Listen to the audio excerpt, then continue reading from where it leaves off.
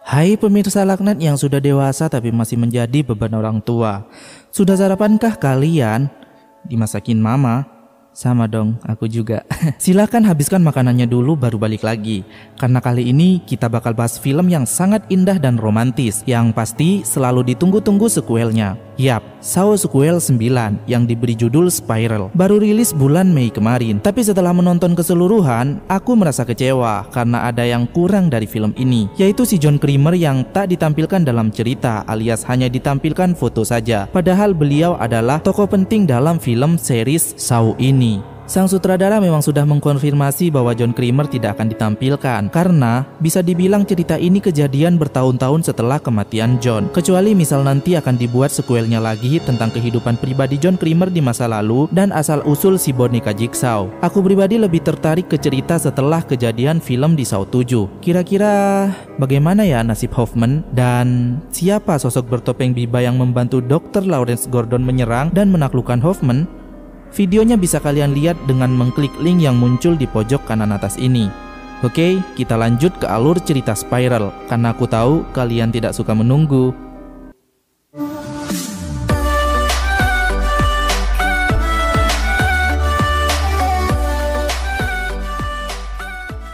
Adegan diawali dari keramaian festival 4 Juli di Stuart Point. Detektif Marv Bostwick, seorang polisi yang sedang tidak bertugas dan kebetulan ikut meramaikan acara tersebut, melihat pencuri sedang mengambil tas seorang wanita di depannya. Otomatis, jiwa kepolisiannya bergejolak dong ketika melihat ada tindak kriminal di depan mata.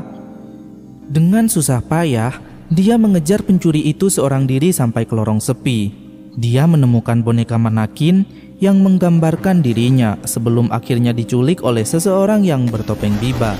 Dan bangun-bangun tubuhnya sudah terikat dan tergantung di tengah rel kereta bawah tanah, serta lidahnya terjepit ke sebuah alat. Sebuah rekaman video berisi sosok bertopeng Biba mengatakan jika ia ingin membuat sebuah permainan. Selama ini, Bostwick sudah melakukan kecurangan dan memenjarakan orang-orang tidak bersalah dengan sumpah palsunya. Kini, saatnya Bostwick menentukan pilihan. Merelakan lidahnya yang sering ia gunakan untuk berkata dusta dengan cara melompat hingga lidahnya terpotong, atau ia akan kehilangan nyawanya jika sangat sayang pada lidahnya.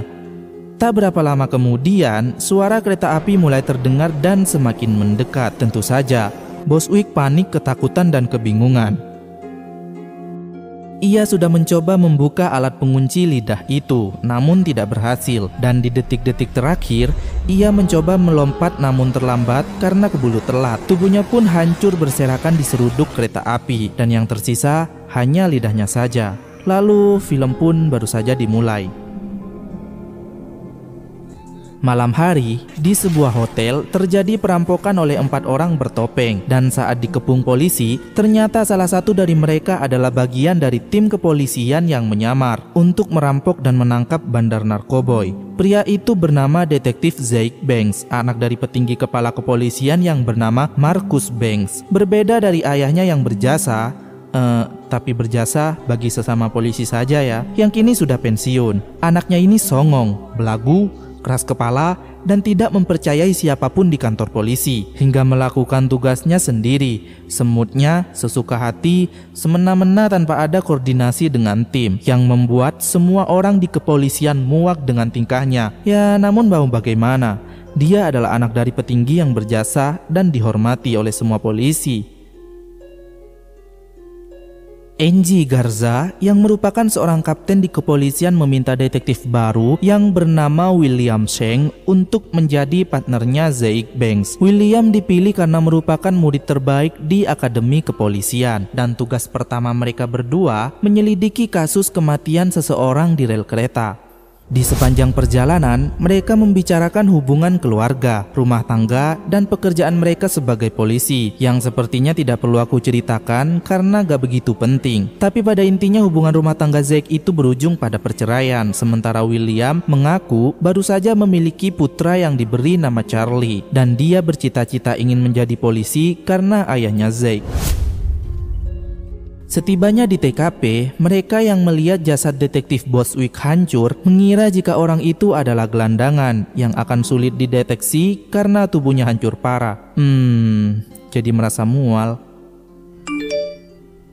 Keesokan harinya, Zeke mendapati sebuah paket misterius yang berisikan flash disk, dan saat diputar, flash disk itu berisi video bangunan dengan logo Spiral dan rekaman suara yang mengatakan jika orang yang hancur di rel kereta itu bukanlah satu-satunya orang yang ikut dalam permainannya. Zeke pun langsung beranggapan apakah itu ulah Jigsaw atau penerusnya, karena seperti yang sudah kita ketahui jika Jigsaw sudah meninggal beberapa tahun lalu. Zeke yang mengetahui tempat bangunan di video itu segera menuju ke lokasi bersama William yang juga diikuti oleh Detektif Fit dan Detektif Krause yang juga merupakan partnernya di kepolisian. Sesampainya di tempat itu, mereka terkejut mendapati hadiah kotak hijau berisi lidah yang terpotong. Dan setibanya di kantor polisi, Kapten NG mengkonfirmasi jika jasad di rel kereta itu adalah partner mereka, yaitu Detektif Bostwick, berdasarkan hasil rekam medik giginya. Mereka lalu sepakat untuk menangkap pelakunya. Sempat terjadi perdebatan antar detektif. Fit berpendapat jika itulah Jigsaw atau penerusnya berdasarkan lambang Spiral yang mereka lihat. Namun Kapten NG butuh bukti kuat untuk menyimpulkan. Terjadi perdebatan lagi antara Fit dan Zeke ketika diminta untuk menghubungi dan mengucapkan bela sungkawa pada istrinya Bostwick yang bernama Kara. Mereka berdua ini sepertinya tidak akur.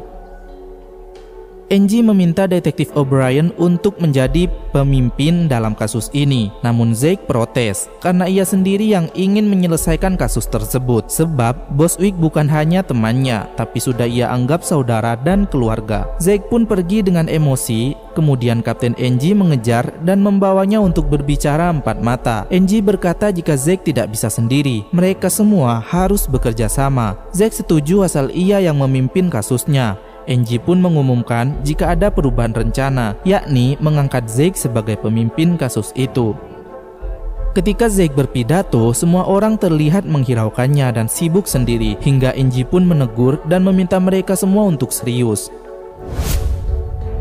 Zeke mendatangi rumah Bostwick bersama William untuk mengucapkan bela sungkawa pada Kara, dan di sana ia bertemu mantan istrinya. Mereka berdua masih tidak bisa akur. Zeke kemudian mencoba mengajukan beberapa pertanyaan pada istrinya Bostwick itu untuk mendapatkan informasi dan memecahkan kasusnya. Namun Kara mengatakan jika sebelumnya tidak ada masalah apapun dan tingkah Bostwick juga tidak ada yang ganjal. Zeke meminta laptop yang dipakai Bostwick terakhir kali pada Kara untuk diselidiki lebih lanjut.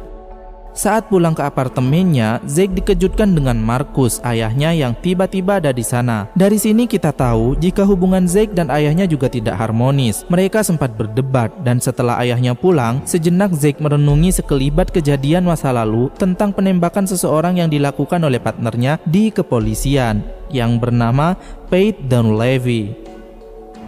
Semua tim mengadakan rapat meja oval untuk membahas kasus kematian Bostwick. William sempat meminjam HP Zeke dengan alasan untuk searching karena HP miliknya sedang lowbat. Sementara Fit dan Krause sedang menyelidiki di sekitaran TKP dan mendapati rekaman CCTV ketika Bostwick mengejar pencuri. Dan Fleet mengenali pencuri itu bernama Benny Wright. Dia juga tahu tempat tinggalnya. Namun Fit melarang Krause yang hendak memberitahu penemuannya pada Zeke. Padahal kita tahu Zeke yang memimpin kasus itu.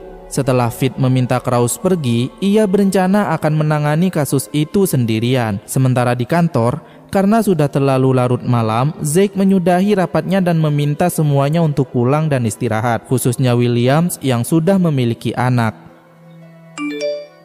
Fit mendatangi tempat tinggal Benny seorang diri. Dia menelusuri ruangan untuk mencarinya dan terkejut mendapati topeng berkepala biba yang sebelumnya ia kira itu Benny. Fit yang merasa kebingungan mencoba menelpon Krause dan Detektif O'Brien, namun tidak tersambung. Sementara di belakangnya ada sosok misterius yang berhasil membiusnya. Dan bangun-bangun Fit sudah terperangkap dalam alat jebakan. Ketika rekaman sosok bertopeng biba menjelaskan alasan ia dites, tiba-tiba saja skin beralih ke Zeke Banks dan William Seng yang sedang teleponan mesra. William menemukan kejanggalan riwayat Bostwick di kepolisian bahwa ia pernah dituduh berbohong saat bersaksi di pengadilan. Dia menanyakannya pada Zeke apakah Zeke mengetahui hal tersebut, sebab Zeke sendiri yang mengaku jika ia menganggap Bostwick keluarga. Namun sepertinya Zeke tidak tahu. Zeke menyuruh William untuk menidurkan dulu anaknya yang sedang menangis. Namun William mengatakan jika ia sedang mencoba memandirikan anaknya supaya bisa tidur sendiri. Setelah teleponan, Zeke pergi menemui ayahnya. Namun ia hanya menemukan tukang pengantar makanan saja di depan pintunya yang sebelumnya dipesan oleh Markus. Ia tidak menjumpai ayahnya. Sekelibat terbayang masa lalu Zeke ketika ayahnya masih bertugas di kepolisian. Ayahnya ngamuk karena Zeke telah melaporkan dan memenjarakan polisi-polisi yang korup dan curang, hingga Zeke mendapat penghargaan dari pers, yang pada intinya semua orang di kepolisian itu penuh kecurangan, penuh tipu muslihat, penuh kebohongan tapi dilindungi negara, dan tetap terlihat pahlawan di depan publik. Namun Zeke membongkar itu semua dan menjebloskan satu persatu polisi-polisi yang curang. Itu sebabnya dia dibenci semua orang di kepolisian, termasuk ayahnya, dan itulah alasan Zeke tidak percaya pada orang-orang di kepolisian. Pagi harinya, Zeke kembali mendapat flash disk yang berisikan rekaman video mobil yang diberi tanda logo Spiral. Polisi segera ke sana setelah mengetahui tempat itu, dan saat Zeke membuka mobil tersebut, semuanya pun terkejut. Ada bangkai babi dan sebuah kotak yang berisikan jari-jari. Diketahui jari tersebut adalah jari detektif Fit. Anjir, jadi gak bisa senam 5 jari tuh.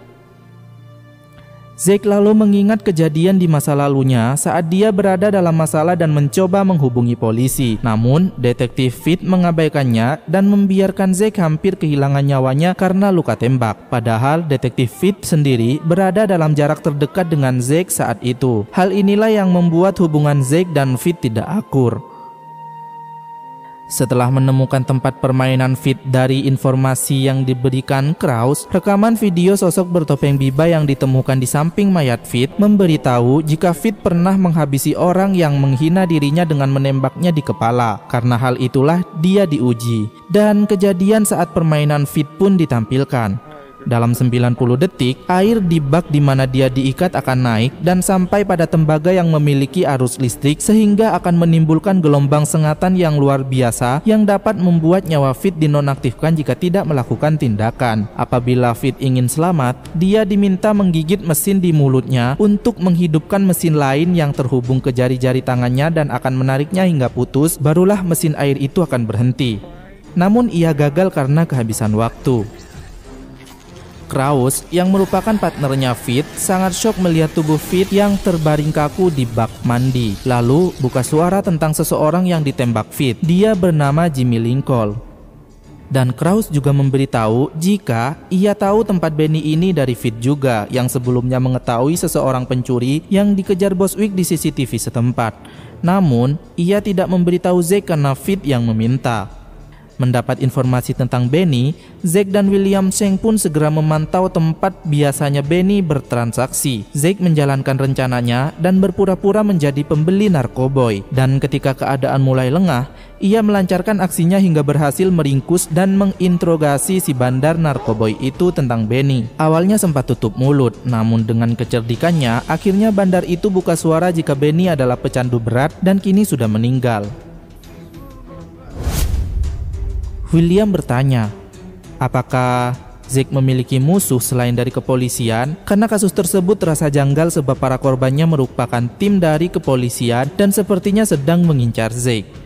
Zeke ingat bahwa ia pernah memenjarakan partner kerjanya di kepolisian zaman dulu karena menembak seseorang saksi mata dalam kasus yang diambilnya, yaitu Pate Dunleavy yang kini sudah beralih profesi menjadi pemuka agama. Zeke dan William segera ke gereja menemui Pate untuk mengajukan beberapa pertanyaan, namun mereka tak mendapat jawaban apapun. Malahan Pate menyindir Zeke yang tidak setia pada partnernya. Zeke kembali ke apartemen ayahnya, tapi Markus masih belum juga pulang. Zeke sudah mencoba menelpon berkali-kali namun tidak aktif.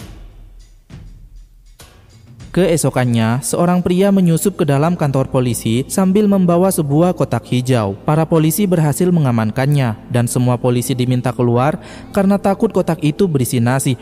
Maksudnya bom. Namun setelah Zeke, Kapten Angie, dan Detektif O'Brien berhasil membuka kotak tersebut, ternyata isinya boneka babi mirip bayi yang lucu dan sangat menggemaskan, yang dibuat dari kulit manusia. Dan secari kertas bertulis pesan untuk Zeke supaya hati-hati, karena semakin banyak kamu mencari jasad, maka kepalamu yang akan kuambil. Setelah membolak-balikan boneka lucu itu, terdapat tulisan Charlie yang membuat Zeke dan Kapten Angie menangis, karena yang mereka tahu Charlie adalah nama putra dari detektif William Sheng. Kemudian setelah diorek-orek, ditemukan botol kecil berlogo Constantine Paints di dalam tubuh boneka Biba itu. Segera Zack membawa timnya ke tempat itu yang sebelumnya ia ketahui dari ayahnya. Pertokoan itu bukan hanya sekedar toko obat, tapi juga toko perlengkapan hobi dan pengolahan daging. Setelah ditelusuri ke ruangan belakang, ditemukan sebuah jasad yang tergantung dan sudah dikuliti. Kemudian setelah memutar rekaman yang ditemukan di sana, diketahui jika rekaman itu untuk detektif William Sheng, yang membuat semuanya terpukul karena itu tandanya jasad tersebut adalah jasad detektif William Sheng. Beberapa hari kemudian, Kapten Angie menerima pesan dari ayahnya Zack, yaitu Marcus, untuk mengecek berkas di ruang dingin bawah tanah, dan dia pamit pada detektif O'Brien karena ia tidak menemukan Zack ada di sana. Sementara Zack yang masih terpukul karena kehilangan Williams mendapat laporan jika ada polisi yang tengah diserang orang misterius di pasar. Setelah menanyakan apa yang terjadi, dan polisi itu menjawab jika tidak ada masalah apapun, tapi tiba-tiba sosok bertopeng Biba menyilet-nyilet menyayat-nyayat lengannya dengan pisau. Zack jadi teringat tentang pesan bersama boneka Biba yang ia terima sebelumnya. Jika kamu terus mencari banyak jasad, maka kepalamu yang akan saya ambil. Zack mulai menangkap pesan itu jika kepala yang dimaksud adalah kepala dari mereka semua, yaitu Kapten Angie. Zack langsung bergegas menuju kantor sambil mencoba menghubungi Angie, namun tak ada jawaban. Sementara Angie yang sudah sampai di ruang dingin bawah tanah, tiba-tiba saja pintunya tertutup dan terkunci. Lalu ada seseorang yang melempar gas beracun yang membuat Kapten Angie pingsan. Kemudian sosok bertopeng Biba membawanya. Bangun-bangun, Kapten Angie sudah terbelenggu di sebuah papan dalam keadaan tangan diikat, lehernya ditidurkan di atas pisau yang sangat tajam, dan wajahnya ditutupi kain putih. Di tangannya yang terikat, Angie mendapat rekaman yang setelah diputar berisikan pesan jika selama ini Kapten Angie Garza telah menutup-nutupi korupsi di Departemen Kepolisian dan tidak berani membela kebenaran atau orang yang tak bersalah. Sebentar lagi, lilin panas dari pipa di atasnya akan menetes menutupi wajahnya seperti ia menutupi kejahatan di kepolisian yang akan membuatnya mati lemas karena panas. Satu-satunya cara untuk mencegahnya yaitu memotong sumsum tulang belakangnya dengan pisau di bawah lehernya hingga dapat mematikan mesin. Lilin itu pun mulai menetes dan Kapten Angie berusaha mematahkan tulang sumsumnya. Sementara Zack yang baru tiba di kantor segera berlari mencari Angie dan langsung mencari ke ruang bawah tanah karena sebelumnya ia sempat bilang pada detektif O'Brien akan ke sana. Namun mereka semua terlambat. Meski Kapten Angie berhasil mematahkan tulang sumsum belakangnya, namun ia meninggal karena luka bakar hebat di wajahnya. Zack segera meminta supaya menutup akses kantor. Tidak ada yang boleh masuk ataupun keluar sebelum ia mengetahui apa yang terjadi sebenarnya dari rekaman kamera CCTV kantor. Setelah dicek, tidak ada rekaman apapun karena ternyata ada bagian yang sudah dihapus. Mereka tidak bisa memulihkan rekaman itu, tapi bisa mengetahui siapa aja yang login. Dan ternyata ada beberapa nama yang baru saja login, yaitu Pate dan ayahnya sendiri, Pak Marcus. Zack langsung mencurigai Pate, namun detektif O'Brien menyanggah kenapa Zack selalu curiga pada orang lain. Kenapa ia tidak mencurigai ayahnya sendiri, padahal Zack tahu sudah berhari-hari ayahnya tidak pulang. Zack yang sepertinya sudah mulai kehilangan akal langsung menuju gereja mencari Pate dalam keadaan emosi. Namun ia tak menjumpainya. Zack lalu mencoba menghubungi ayahnya sambil berjalan keluar, namun masih tidak ada jawaban. Dan saat tiba di pintu,